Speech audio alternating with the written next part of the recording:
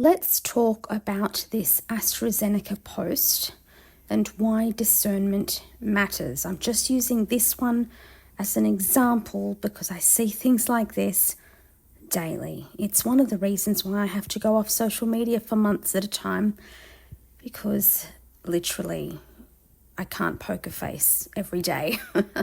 Anyway, I've seen this image circulating where someone puts AstraZeneca into Google Translate from Latin, and supposedly it outputs a road to death. Now, not supposedly, I did it myself. If you split up the letters like that, it does do that from Latin to English. Go ahead, go do it. I bet you do. Anyway, I get it. I really do. The name alone sounds ominous when broken up that way. And for those of us who've been digging for years, standing up for informed choice, health truth, and lawful transparency, it really hits a nerve to see something like that. And, they say in the post that this is direct from Google Translate. I tested it, draw your own conclusions. And the wonderful men and women that I've seen virally share this post from the original, I really admire. I think all of them, their hearts come from a really great place. But I just want to share a perspective that might not be so exciting, and, I might not get love for it, but it's deeply important if we care about the truth, justice, and genuine change.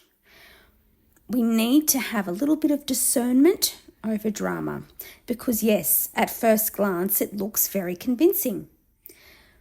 I was a speech and drama teacher for 25 years. I'm very passionate about the provenance of words, the etymology of language.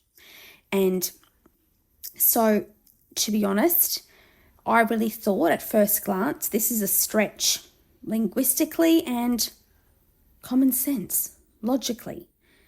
Astra comes from Latin astrum, meaning star. So fair enough, that's what that part of the word means in Latin. Now, if you split the sound up, right, Astra means star, and Z-E space N-E-C-A can be interpreted as to kill him in Latin. But these words are not actually derived from Latin in this instance.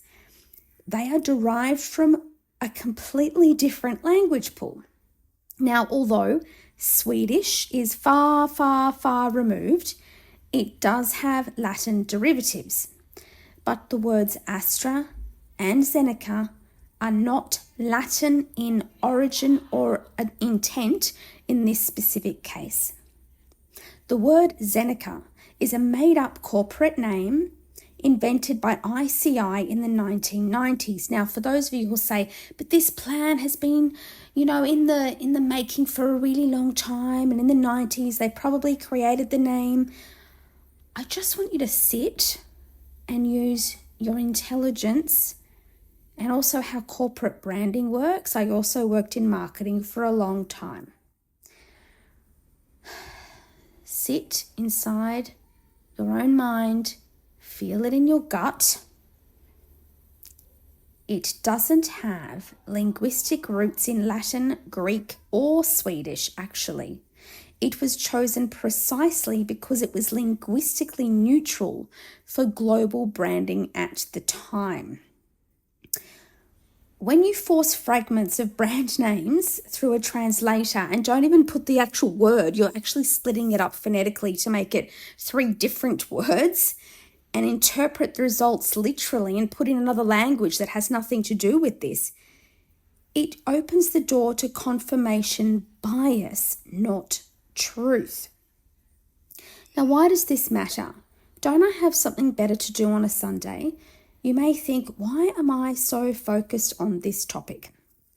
Because this is just one example of misinterpretation and misinformation of data that undermines the importance of us, who we are as an amazing group of living men and women, the ones who know the larger plan, the ones who knew from the beginning there was so much more to it.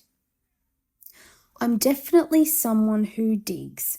My friends joke I should have been a private investigator. I go down rabbit holes, I research history, law, etymology, corporate structures. Why? Because I care.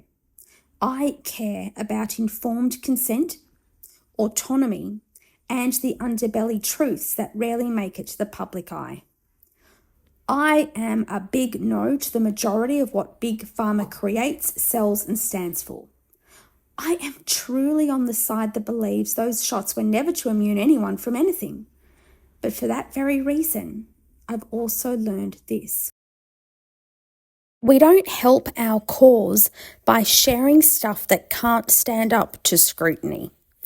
If we want the system, GovCorp, the courts, the global unregulated and non-elected global entities, even the public, to take us seriously, we must hold the line of discernment, not just passion. These are just my humble thoughts, right? Sharing content like this dilutes the strength of real claims, real data, and real harm that many have suffered. It's why we're so easily labelled conspiracy theorists, truthers, or tinfoil hatters. And I get why. Maybe sometimes we get so passionate about justice and genuine transparency that we see things that aren't always there or that may suit the narrative. Maybe there's not so much of a conspiracy theory with everything that we think. We wish it was, because, just that post alone is a very damning revelation. But really, I think in that case, it was just a really poorly formed Google Translate result and not a smoking gun. And I think with everything, whether it's decisions we need to make, whether we need to trust the word of someone or a group or not, whether we see a post, we need to pause. We need to be less reactive and think, right, with discernment, what is the paper trail of this and what is the ripple effect of this? We really need to be holding integrity in this movement, because some in our movement rush to share without verifying. It weakens the strength of everything that we're building. I see posts and videos daily that take 1% of an incident or definition or act, then bend, twist and mould it to suit a particular narrative, or those who just quickly reshare without even thinking if it's true or not. And it makes us look crazy, right? Rainbows, unicorns. But what we wish to see doesn't always make it so. These Chinese whispers can turn into serious claims, and those claims can get good men and women in hot water if they repeat them in a serious setting. And I have seen this firsthand. And we don't want the system, GovCorp, and unelected global bodies to not take us seriously. We want them to take us seriously, don't we? Don't get me wrong. I love our passion. I love the good souls striving for what is true and right. I think we need discernment and critical thinking on all matters. That goes for me, that goes for you. Because please know, there are so many things I thought were true along this journey. I was completely convinced. Then I received better data, new information. And sometimes that kicks our ego and pride. But I honour those who are able to pivot, who research, who agree to disagree sometimes, if we're coming from a good place, with justice and a better world for all at the crux of things. And as always, we've got to keep this conversation going. It's okay if you don't agree with me. These are just my reflections shared with love and care. If this post reaches even one soul who finds it helpful to breathe, to pause before sharing, to sharpen their discernment, that's enough for me. Please share your thoughts in the comments. And we've got to keep asking the questions. We've got to keep digging deeper. And let's also be willing to pivot when new data lands, because sometimes truth isn't neat or flashy, but it needs to be solid. And that's what will carry us forward.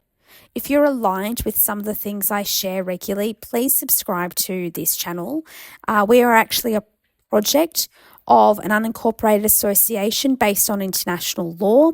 We're a non-government, non-profit, unincorporated association benefiting our members and therefore the wider community. So thank you so much for your support. I really appreciate it because there are so many layers here. Please add your thoughts in the comments. I hope everyone is having a beautiful Sunday.